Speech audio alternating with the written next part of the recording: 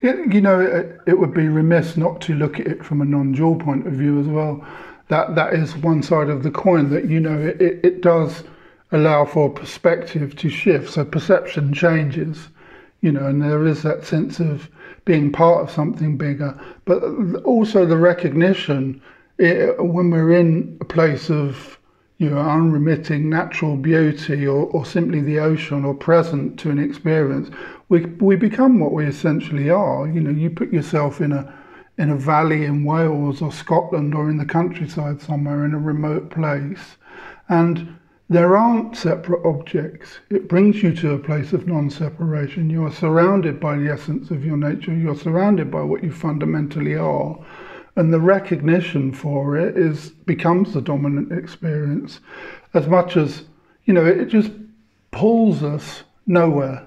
It pulls us out of the dream whilst in the midst of the dream. So of course, there's no distraction there. They're so overwhelmed with the senses that they dissolve, don't they? The senses collapse into themselves, and as that collapse happens, what rises out of that is non-separation, the undivided field of beingness to what is as it is.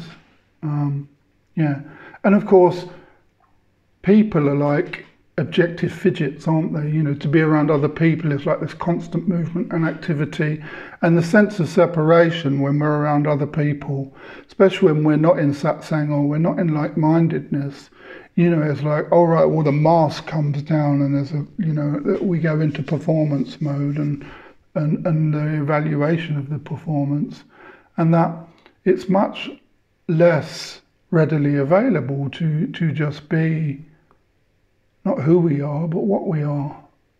Who we are is constantly moving, is in the dream, isn't it? But yeah,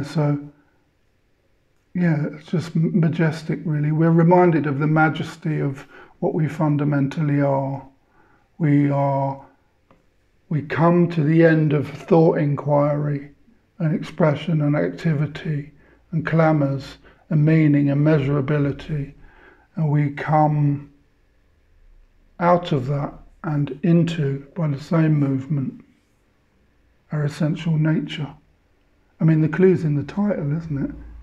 It's essential, as in the essence of what we are, and it's natural. There's no personality. When you're in the sea floating, one of my favourite experiences, which I've had the privilege of doing a number of times, is sunset in the sea in India somewhere.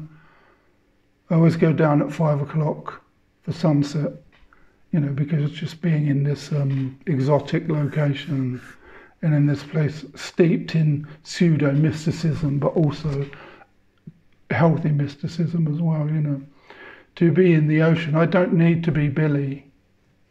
I become the wave, don't I? I remember being in the sea once in Goa, and the waves kept coming, and I just had this thought that it's just, every thought was just another wave. So as the waves kept coming over me, I used that as a mantra and was saying to the sea itself, it's just a wave. It's just a wave. Yeah. And we know, don't we, from this approach, that wonderful saying about we can no more be separated from the love that we are, or from the love of God, to use religious language, than a wave can be separate from the sea. But taking ourselves to be a separate individual, we take ourselves to be a wave and perceive the destination of the beach and try to perfect the ways in which we're going to get to the beach, because when we get to the beach, the experience, the event that we've finally been looking for will enable us to realise our potential. We'll finally get there this time, and here's how. And in so doing, we imagine ourselves to be somehow separate or related to an experience and a pathway and a program and a procession towards an event that is only imagined, and we overlook the body of what we are. Yeah. Fabulous.